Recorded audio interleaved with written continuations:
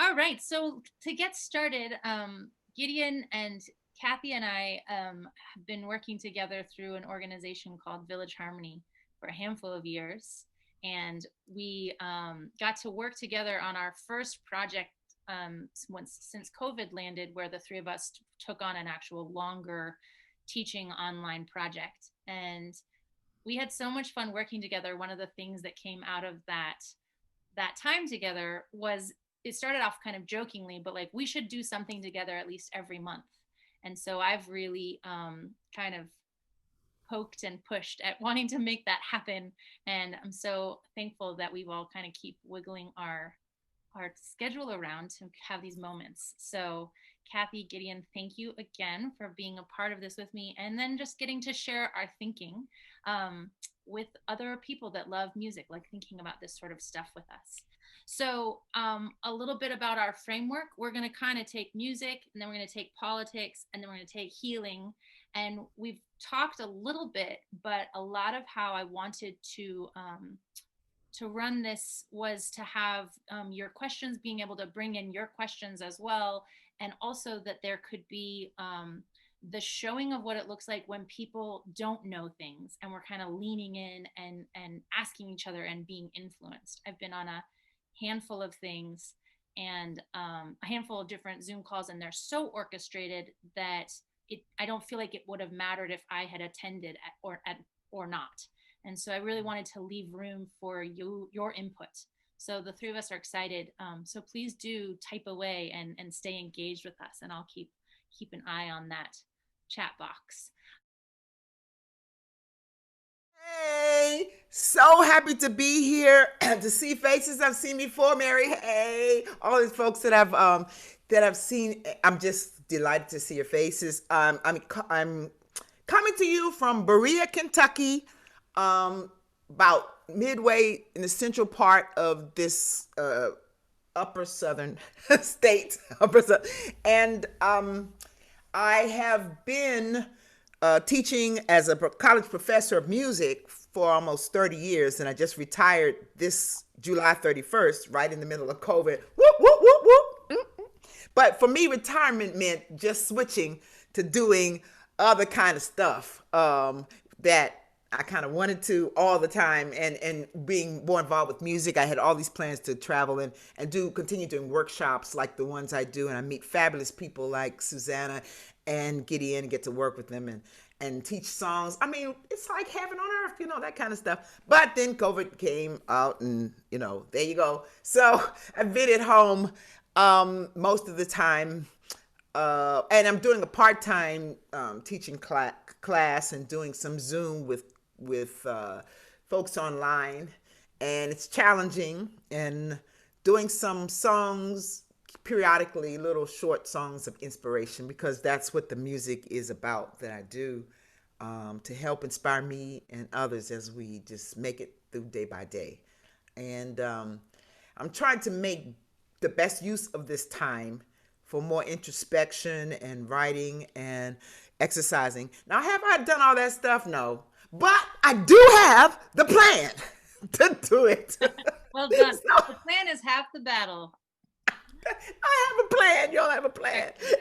And I've started a little bit of that, and that's been good. And I've just gotten to connect with people that I just wouldn't have otherwise. And some of the workshops I've done with people from different parts of the world coming together, it's just been a blast, that part. In the midst of this terrible time of COVID, and with our country and people like this, trying to stay focused on things that are positive, because the negative stuff can just get in my system and pores. It can kind of kill you. The stress of everything. Oh my goodness. So that's an ongoing journey. But it's not like it's a new one. It's not like hasn't happened before in my ancestry, and that we've gone through stuff before. We can do it again, and we come out learning even better. So I keep reminding myself of that. And Yes. so getting to spend a little time just with you phenomenal people is just a blast. So I'm so glad Suzannah invited me to come and join you. Like, woo woo. Now I'm gonna stop so Gideon can say a little something something. Thank you, Kathy. It's so nice to see all your faces and to to be able to hang out again in this format. And um, yeah, Kathy, what you were saying about how COVID is allowing people to connect all over the world in a way that we might not otherwise. It's sort of, for me creatively, it's bringing about all these ideas whenever I want to do a collaboration. It's like, oh, normally I'd think, how can I get in a room with someone? And now I'm thinking, oh, I can just contact anybody, anywhere. And there's a joy in that right now of just being able to reach out and know that you can work with somebody in South Africa or in Bosnia or in Japan. And it's not the same, but there's a new connection happening. But that being said, the last 2 months for me have been completely the opposite. I've gone from isolation, the isolation chamber, and now I've been 2 months with Bread and Puppet Theater, and Bread and Puppet has been doing performances live all summer, and it's been incredibly inspiring, and very, very much connects to what we're going to talk about tonight. And I just want to show you one of the puppets. This is a classic Garbage Man puppet that, if you've seen Bread and Puppet, you've probably seen one of these.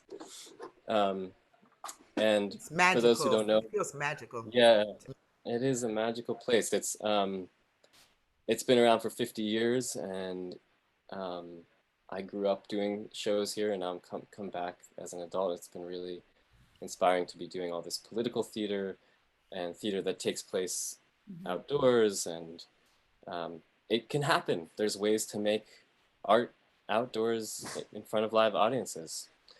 Um, yeah, so I'll leave it there. We'll come back to that and later. I just Gideon is an incredible singer, as is Kathy. They also are both instrumentalists, play piano and other possible things. And and Yeah, incredible teachers and traveling. And so the shift of really being more stationary for all of us initially in COVID, I've reflected for myself that I was raised by touring musician parents. And so this is actually the longest I've been in one state in my entire life. Um, and so that's been a really cool, wild thing for me to really. I've always said someday I'll be in like one state for the whole year. And that might actually be happening for the first time in my life. So that's been a kind of cool, unexpected thing in my world. So, for those of you that may not know me, I lead a community choir here in Asheville, North Carolina, and I teach a lot of voice students. And I used to tour full time with different singing ensembles or solo work. And I also have this political hat where I'm the program director for a local nonprofit, and I do all this street theater education. So, also a lot of influence and love of Bread and Puppet Theater. I've gone more in the direction of acrobatic theater and piles of people as opposed to puppets. Lots of banners. I like painting banners. So illegal and legal banner drops with music is one of my favorite things to do. Wow. I always find something out new every time I talk to you, Susanna. There you go, Wow. Kathy. And that's another thing that's beautiful about, I think, when you can pull people together to have conversations that are in a different lens than what you would get to have in a, when Kathy and I, for instance, are teaching and we get together and the class starts that same night after we've arrived, and we're interacting with all of the people that have attended these music workshops with us. We're talking with everyone. So I might talk about that, but Kathy might be in a different conversation. So one of the things that's really sweet is that it can pulls everyone into one conversation. And that's a really beautiful way. I found that Zoom can kind of have the opportunity to show more of yourself in one moment to a larger group, more vulnerable and also really, really sweet. So let's see. Um, let's jump into this part around music, politics, and healing through music. healing through singing. We're all, the three of us are predominantly singers, but music as well. And I wanted to pose the question about, like, what does the pairing of those two words mean and look like for you both right now?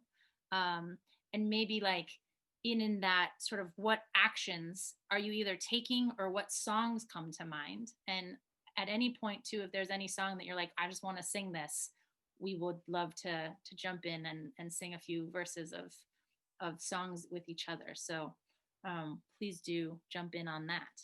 And Kathy, would you like to start us off again? Okay, what you asked me just now?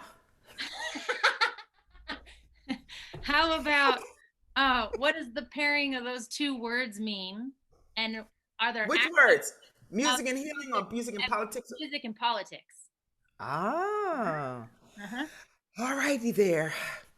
I have there's a long history of using the power of music as a way to connect in community, to motivate, to build, to inspire. I'm thinking now of the whole civil rights movement around the 60s and 50s, 60s, and 70s, and how that was a purposeful move to take folk together, singers. They're called the Freedom Singers, and they would be at the front of the march, and they would lead in song. Or when the people would get together fighting against segregation, or just wanting the opportunity to vote, or just to eat in a restaurant with other folks, just the basic things of life, and that they were denied that. And so they would be marching or and people would invariably sing. They would get together for meetings at the churches, when all during the day they might have to walk for miles, since they were doing a bus boycott because they weren't allowed to ride in front of the buses. So for a year they did this. So song and singing was so powerful. And Dr. Bernice Reagan, who is from the group Sweet Honey in the Rock and worked for the Smithsonian, she says that whenever they sang, she was a freedom singer, it changes your condition. It's something about, inevitably, people are marching and the police are coming out with fire hoses and with dogs to sick on the people as they march. They would start to sing, and immediately it changes the position. So when I think music and politics, I think about the role of music as a way of expressing the collective expression of whatever is being said, particularly coming from my community, of wanting justice and freedom for everyone. And we might not even speak the same language or the same accent, but if we sing those pitches together, we're connected. Mm-hmm. So to me, that's a powerful thing, an engaging one. And so even when I leave that group and I sing the song again, I'm back there with the group, or they're with me. They carry it with me inside. Yeah. Do you have a song that comes to mind, Kathy, that we could do together? He's always sitting by the piano when you have a Zoom call. It's my favorite trick. Well, I have to do that because this computer it wasn't working before. I have to use this mic, and it's stationary. We who believe in freedom cannot rest. We who believe in freedom cannot rest until it comes. Try it. Oh, we who believe in freedom cannot rest. No, no. We who believe in freedom cannot rest until it comes. Until the killing of white men and white mother's sons is as important as the killing of black men and black mother's son. Oh, we who believe in freedom cannot rest, cannot rest. Oh, we who believe in freedom cannot rest until it comes. Yes, that was Ella Baker, who worked with the Southern Christian Leadership Council. Those were her words spoken to say, as she was working part of the civil rights movement, and particularly with young people in the movement. And so Sweet Honey in the Rock, the women's singing group, put that, Bernice Reagan put it to music. So I just think about it, and I think of them forging on. We cannot rest Yes. until. Thank you for that, Kathy. Yes, yes, yes. I love I singing. love that song so much. I love that song. Mm-hmm. Yes, Gideon, Yeah. yes.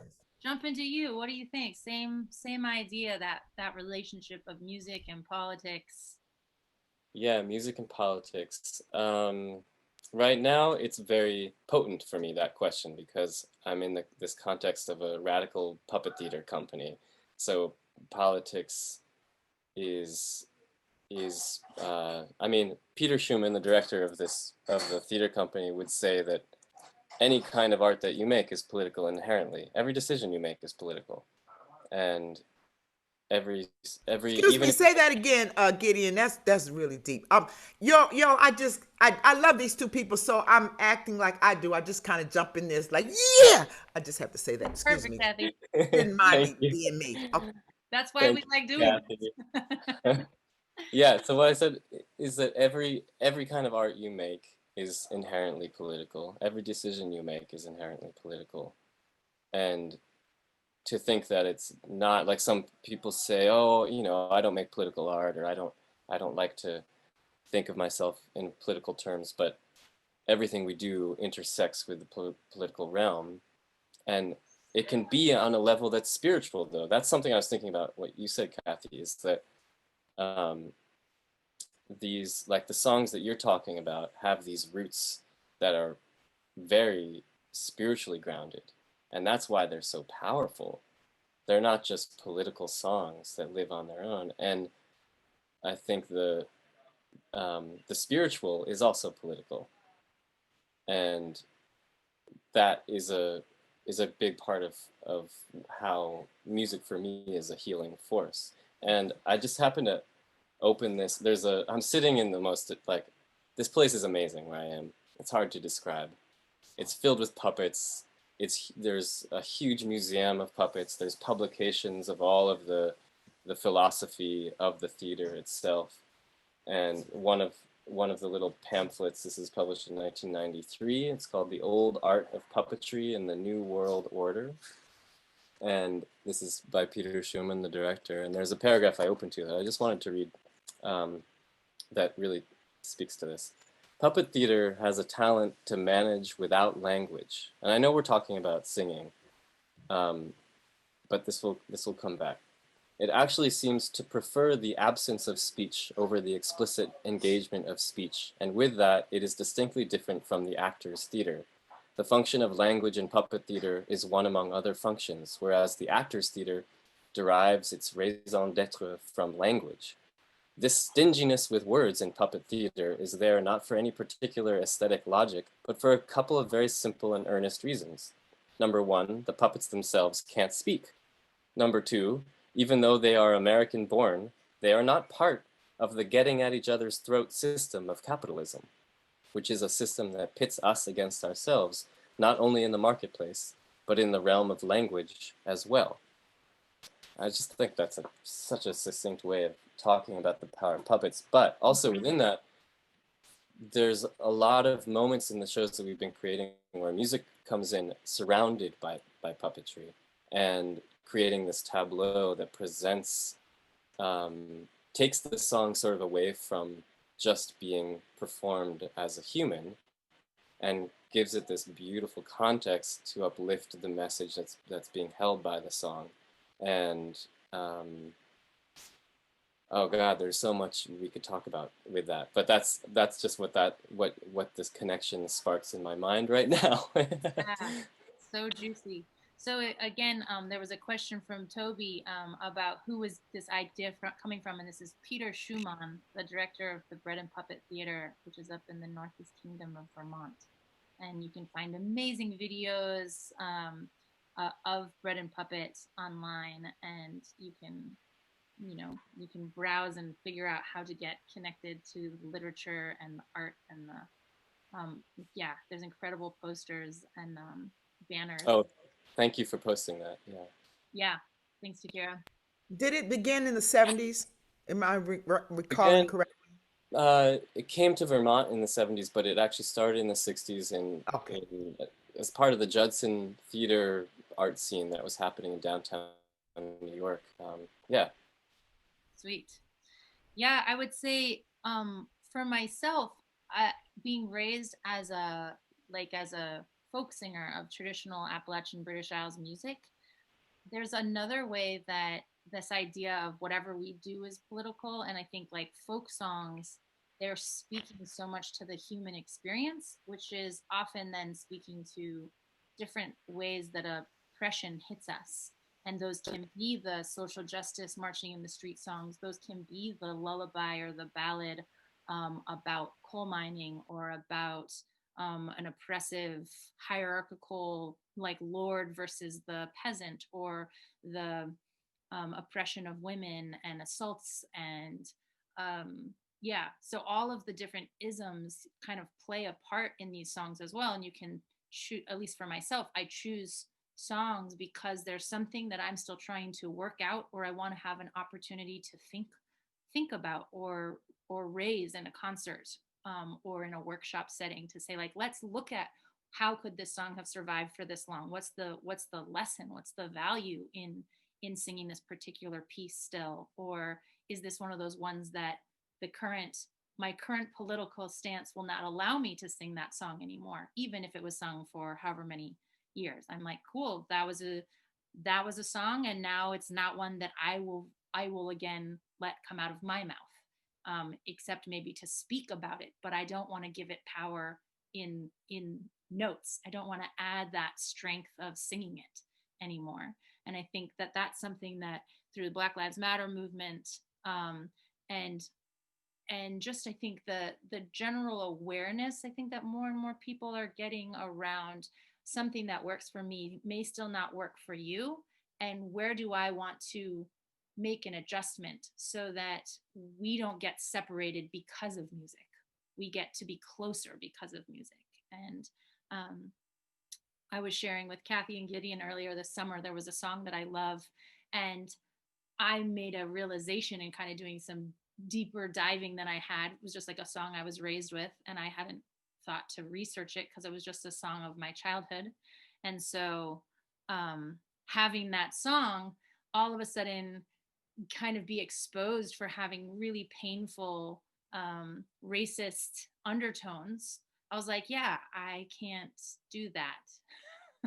I can't sing that song the same way that I did my entire upbringing, because that doesn't work anymore. And I think that for those of us that walk in the world of white privilege, there's songs that might occur for us, that there's a place where you're like, wow, that song doesn't resonate.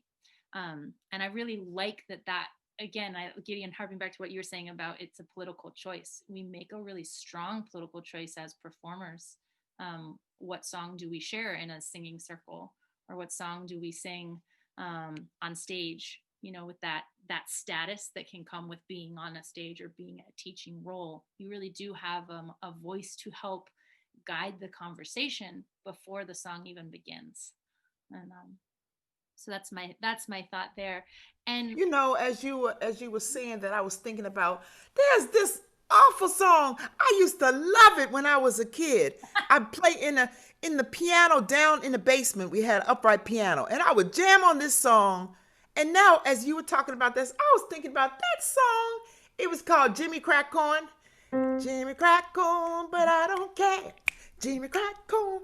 Oh, master's gone away. And I just now thought about, like, what in the world? yeah, yeah. At the time, it was a nice little beat and something, but no. And then it happened. No, I don't need to be singing about the master. Yeah, And No. then going away. It's just a different, no, no. yeah. But that kind of thing. And as you was talking, I was thinking about the fact that change is not always comfortable. Mm-hmm. It's not always fun, and it's not always painless. Mm. But it's so important, to move to anything new and different. We talk about even being educated. When you come to a college, for instance, to be educated, there's a morning of what was. Mm-hmm. As you talk about all the great knowledge and things you're going to create, but you can't go back because you're not, you are, but you're not the same. Yeah. And that's part of the Mm. progress. Or you look back and things are different. And I think that happens and that's part of living, and we're added unto in the process. Yeah. And when you don't move or change and stand still, things become stagnant and die. Yeah.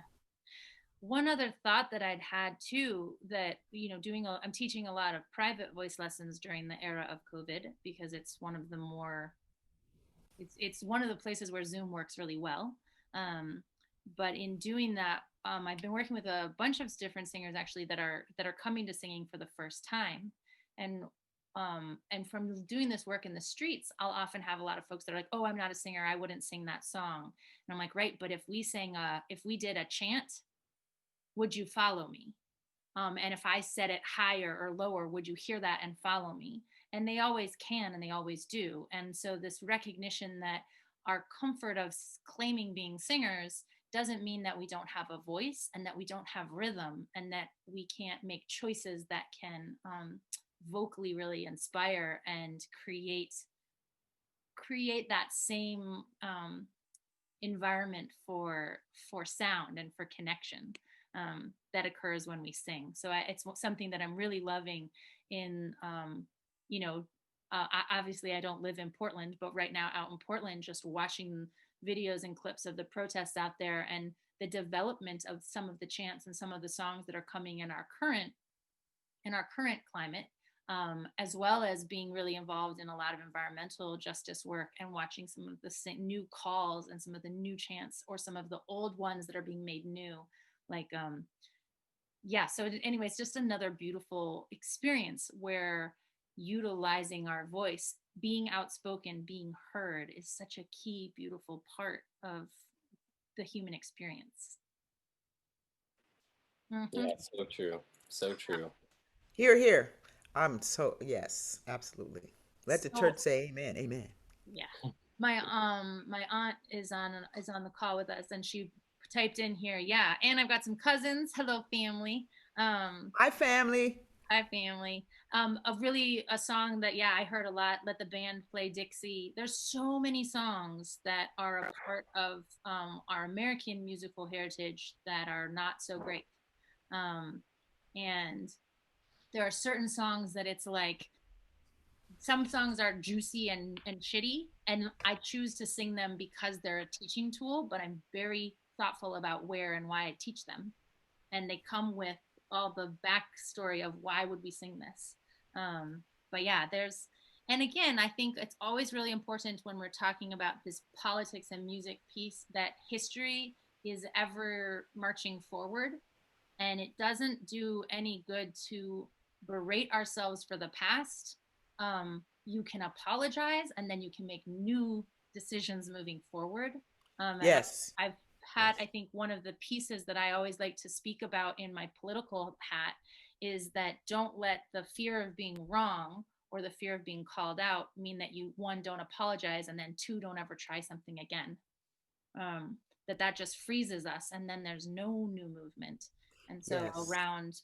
around what songs have we sung, or what did we do or put on an album or something, it's like, if you re-release it, maybe we won't put that song on it when we re-release it.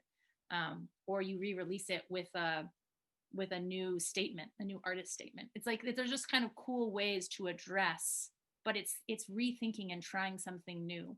um, and that's really one of those other political things I'm always pushing people to think about, as musicians, as singers, as people that use our voices to be out there. So this other topic that was a part of our talk, this music, politics, and then healing, I think we've already touched on it. But that healing through music, this is a part of it. We're already in it. That the political and the personal are kind of always mushing and weaving. And I'd love to hear from the two of you a little bit about what are some of the things that, maybe, like, there's like the tips or tricks for, like, what do you do around musical healing, but then there's also that bigger picture. What is the way that we get to still engage with music with each other in the era of COVID? to either one of you. Yeah, I would love to jump in. It sparks so many ideas because I think right now, personally, I'm feeling this. I'm sure a lot of you are, that politics may have felt disembodied for a long time, or right now they feel very tied to the body. So in sort of two ways, like my body is feeling the anxiety of the political moment, and also the body itself is a political entity. And um, so I think I had mentioned this to Suzannah the other earlier today. We were talking that I'm currently working on a project about about this with a singer in Poland. Or she's from Poland, but she lives in the Republic of Georgia, where I'm sure a lot of you know great music there, that tradition. And she's really interested in healing through the voice and healing through kind of developing a practice, she and I together right now, that's a vocal practice that is about unearthing all of the political trauma that's in our bodies, and also the trauma of COVID and being disconnected from people. And once you get below that or above that, however you want to think about it, into the spiritual realm of healing, and how the voice is the vibrating instrument that we live with every single day. And it's because of that, it is a wonderful conduit, and maybe the primordial conduit to healing ourselves and to healing our body, and to unearthing the the body um, the body embodied shit that we carry with us.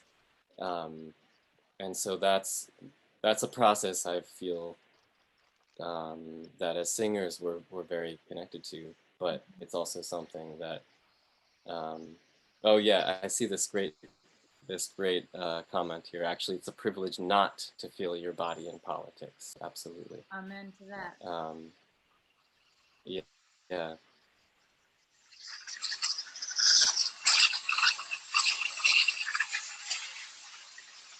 Kathy, what about you? Oh, I'm just thinking about what you're saying. So many things are going through my head. Oh gosh. Um, I just love the way that you articulated that, Gideon, about you said primordial in terms of this were words that stand out for me. Um, I kept thinking about PTSD, post traumatic stress disorder, um, and how much study has been about that. People who for generations, it's in so many ways, that it comes into the body, and in fact, the whole enslavement for hundreds of years of people, and how it's in the body. It's not accidental for that's or the indigenous people. It's not accidental that the rate of diabetes and heart attack and health, all those things are so much higher than um, other groups, in the same space. And I think about how music, among other things, and spirituality have always been sort of mixed up together in my mind and in the way you understand it and in your connections to people and to God, to however you want to talk about, the creator. That those connections have always been there, and I see them as life giving. So that when you're in a situation, so for me, um, I cannot imagine life or living without music of some sort, being able to sing or hear or just express, because that's the way that, and I can't imagine it without my faith or I just can't imagine being alive. It's just this that deep. It's what it, and so it allows me to look um, backwards with pride at the strength of those who are before me, and look forward with hope and keep moving, even though at the moment things can look pretty drear. I mean, if you have to grow up as I did, and you have a son, and you have to pray every day that he will live to be 18, and that's your reality. Just live. Just, can my son just live? And that's what Black mothers do. I mean, that's just one little piece. I mean, that's daily. How does that, and when they go out, this making sure to tell them things that they don't do, they don't say, and praying they come back all in one piece. It's not just something you write, but it's something that's here. In addition to just the day-to-day things of just, going through. Okay, that's just one little piece. But when you're living that, and with my partner, husband, knowing that if he gets just so frustrated, and if he says something, then that's a danger, the Black man going crazy. So he has to like temper who he is and all of what he is daily, and you have to continually negotiate with your life. So how do you live in this way and be successful and be full of and be able to be positive and not let all this negativism stay in your body? Well, one thing, I sing thing, and I share this one thing. So I sing songs like this one, which I just put up the words to so I can have part of it. So it goes like this. Shattered, but I'm not broken. Wounded, but time will heal. Heavy the load, the cross I bear. Lonely the road I trod, and I dare. Shaken, but here I stand. Weary, but still I press on. Long are the nights, the tears I cry. Dark are the days, no sun in the sky. Yet still I rise. Never to give up, never to give in against all odds. Yet still I rise high above the clouds. At times I feel low, yet still I rise. I need to find a way to go, yet still I need to find a way, yet still I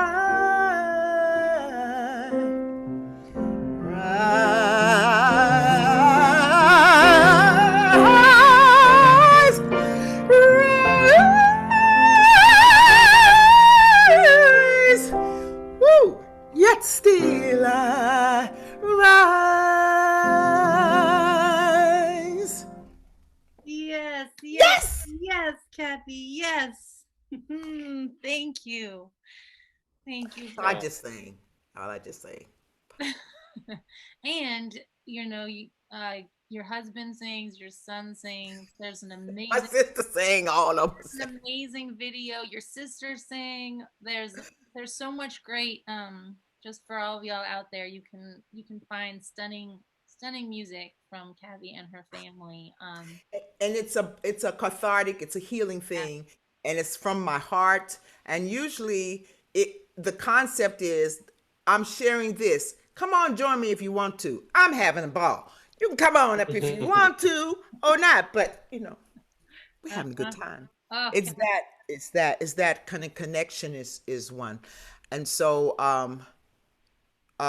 it does change, or helps to change the commitment. But it's not all about singing. But it's really so powerful. yeah. So many levels. There was something you said earlier in our talk here tonight about um, about the power and the connection that occurred, and still is occurring, but in our civil rights, movement, where people were like marching across bridges and just up against all of the hardship and just the strength that can come. And one of the things I often of doing something together in song with people, and something I pretty much always say in my community choir, is to remind everyone that scientifically, when we're singing together, our heartbeat syncs up. And so it's just this, it's like a very physical experience of feeling connected. And that, one of the reasons that we get musicians get targeted in times of struggle, and that they try to figure out who's leading calls and take them down first, is because it's a way that's unifying a huge group of people to find that pulse together, both for what we sound like, but also there's this internal hopefulness, I think, that gets stirred and woken and then rooted in, like, yes, I can be here, and like, yes, it's hard, and yes, I'm gonna stay, like. And I think that we find that when we sing as individuals, and we also then can really find that and feel that when we sing with others. And I think, not singing that song with you, Kathy, but when I do let my heart open, if and like really listen to music, as opposed to having it be something that I'm sort of not fully listening to, my body has that same experience, as when I get to sing with somebody. So thank you again for that song. And then for all of us, the power of joining in when there's a song to be sung, online, or singing in your car, or making noise. We're just so much quieter in isolation. And so recognizing that your body does, yeah, you were sharing as well, like, where do we store the PTSD stuff? Where do we store tension and tightness? And the way that music as healing, as movement, as our lungs, our breath, our life force is like involved in making this sound and helping all of our atoms and our full resonant body be like, oh yeah, I'm still going, like, I'm still in. Suzannah, I just love to hear you talk. Girl, that is just so wonderful. Both you and Gideon, y'all, is that deep? I mean, really, it's just, you just say so beautifully. It's like, yes, yes, yes. You You too, say it too Kathy. good. And so what you said, I love how you talk about this Yes, is a yes, this is an invitation. Like, you have, when you're in the midst of singing these songs, you're inviting people to join you and come to where you are. And that's something that I think music does in a way that maybe no other art form does, and certainly just yeah. talking doesn't do. It Right. we hear music and we want to connect. We want to bridge gaps. And Yeah.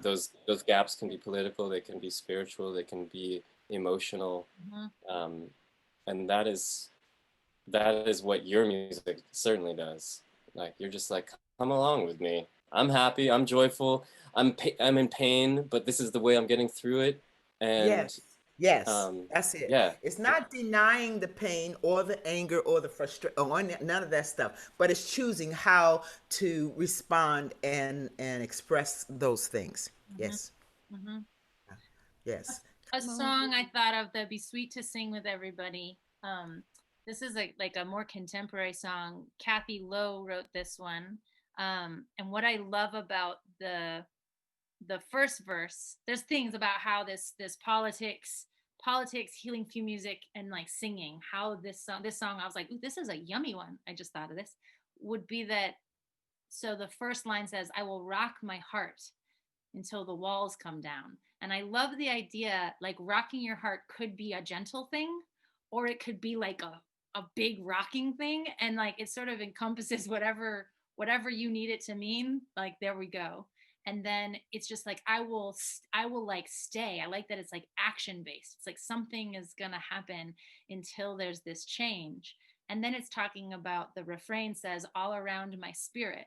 And it's this recognition of like the full body experience of, um yeah, it's like, I'm not going to think subtly by myself in my living room until something might happen. It's like, it's an action, there's like a goal, and I'm going to like let my whole being be a part of the process. And as a So yeah, it goes like this. So the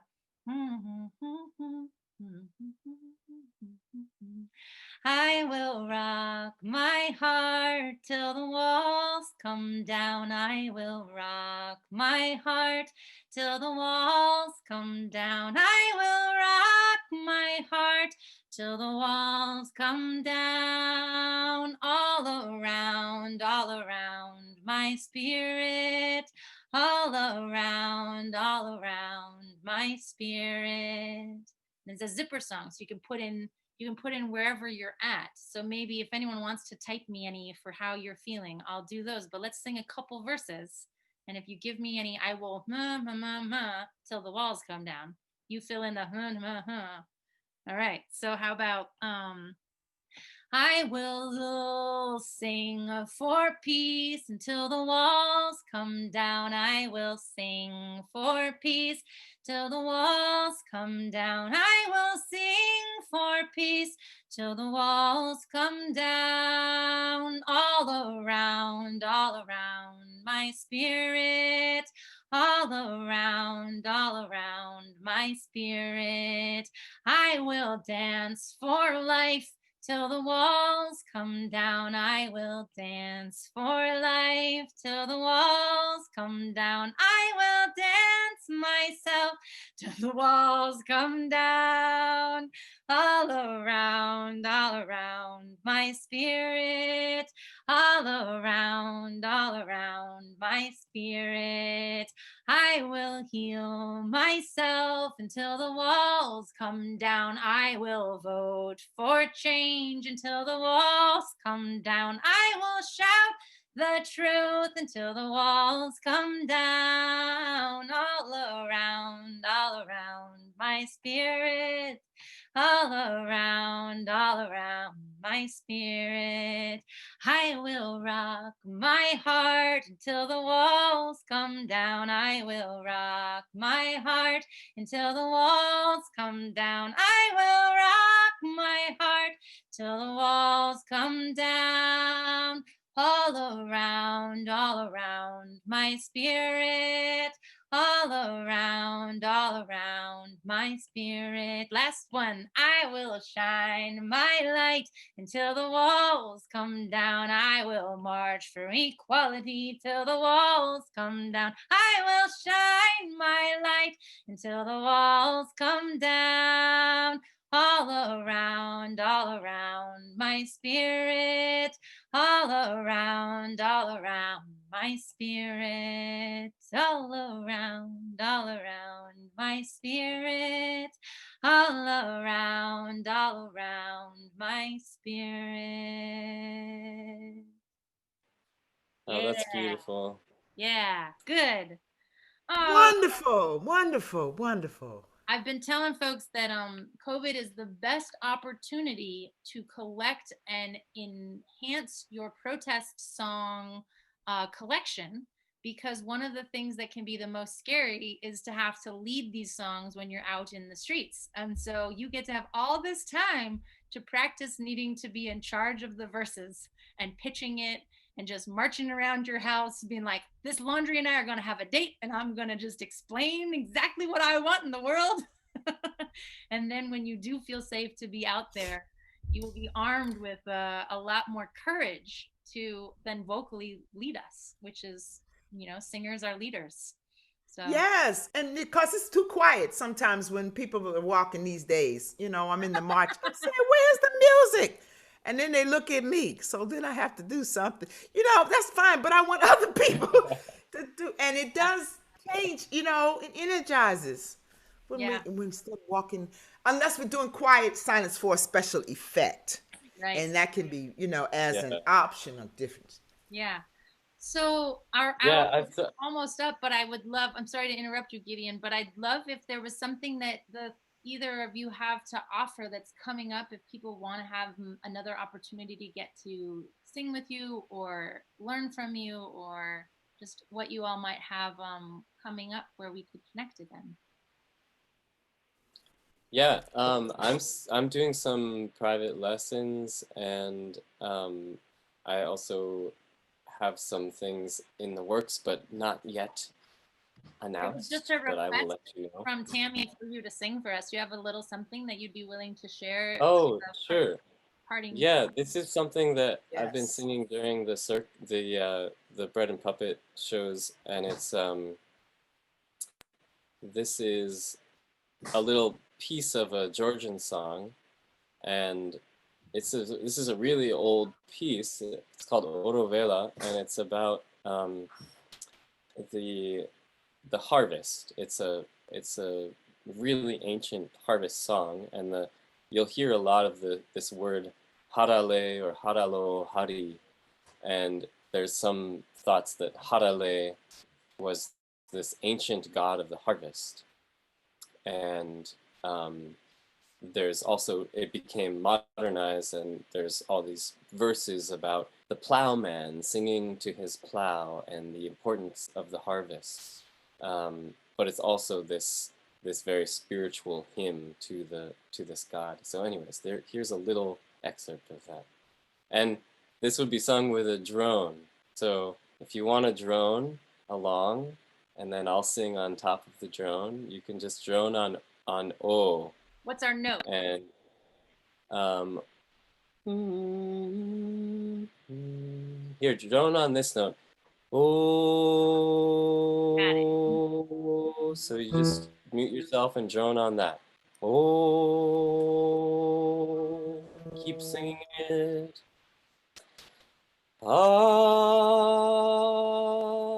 Hari,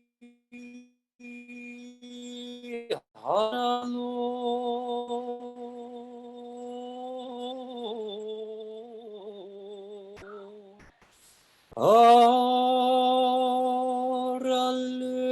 Orale, Hari, Aralo.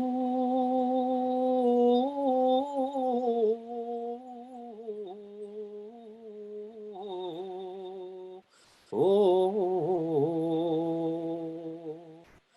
Hari, Hari.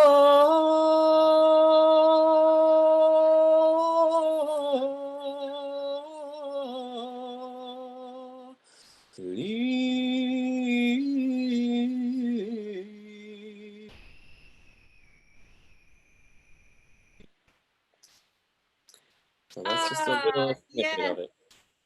Oh, Goodness. beautiful.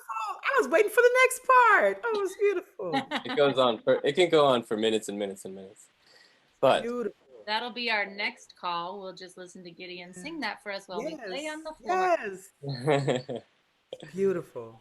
Beautiful. And Kathy, what about you? Do you have something coming up that we could sing with you again? For the Row Retreat Center in Row, Massachusetts, Mm-hmm. we're going to be doing a Christmas sing along with my sisters and I.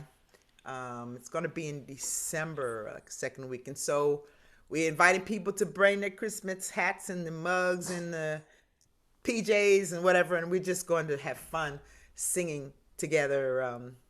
Carols and song and some of our favorite songs, whether it's Lovely. rock and R&B and gospel and maybe a touch of some classical, but just having fun. That's in December, and then I'm doing some other things, but I can't remember. Yeah, that's how that goes. with other groups, I'm Yeah, doing some uh, teaching with other groups, and lovely. yeah, yeah. All right. Well, we can all keep in touch, and if they let me know things, I'll always share things with my choir, so you can check back in and see what I can track down for you. I'm having a once a month open thing, and this one was a hangout with Kathy and Gideon and myself. Next month, it's going to be on November 16th, and it's going to be me teaching just songs of harvest and hope.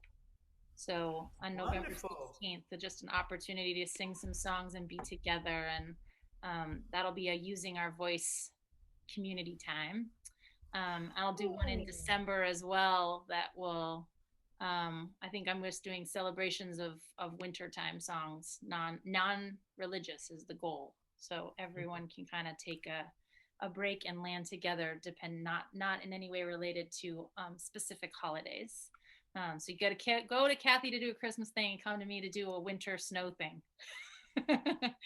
And I'm going to post in here as well if you have some funds to share. The sliding scale donation for this evening. The funds will get split between the three of us, and there's a PayPal and Venmo link. So if you have any dollars to share out, that would be grand. And if not, keep being amazing and figuring it out. And thank you again so much for joining us this evening.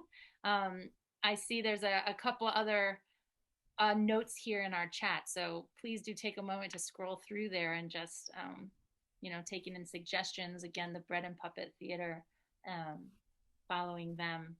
They're a really fun group to follow on social media if you like doing that sort of thing. And I just saw, Ed, your comments about trying to think about these questions of racism in your musical world, and that's a conversation that's happening, I think, in every musical world, or at least should be. And it's great that you're thinking about these things, and I think this could spark a follow-up conversation of how we as artists try to bring forth a more evolved sensibility with how we make decisions with our music. And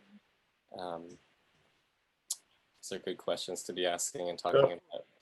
There was a new podcast I was listening to. I'm not going to remember who it was, but I liked the idea that was shared of that if you're not uncomfortable going into a conversation about the material in your singing ensemble, then not uncomfortable for singing, but uncomfortable to like address and look at what you're singing and why you're singing it, that you're being too safe.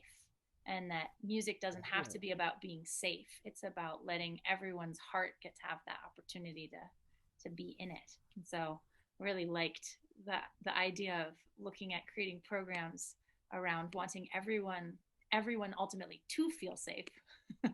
And so what choices does that mean that we need to make as the artistic voices? So yeah, lots of juicy things to follow up on. And thank you so much for joining us for this hour.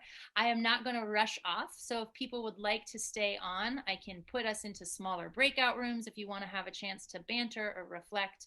But we will officially end here, and you can unmute and wave and clap and blow kisses for the three of us if you would like, and head out into the night. And I'll stay on for another 15. You can sing This Little Light of Mine, I'm gonna let it shine. This little light of mine, I'm gonna let it shine. This little light of mine, I'm gonna let it shine. Let it shine, let it shine, let it shine. Woohoo! Yeah. The light. We have a light, y'all. You all are beautiful. Bye, so much for coming.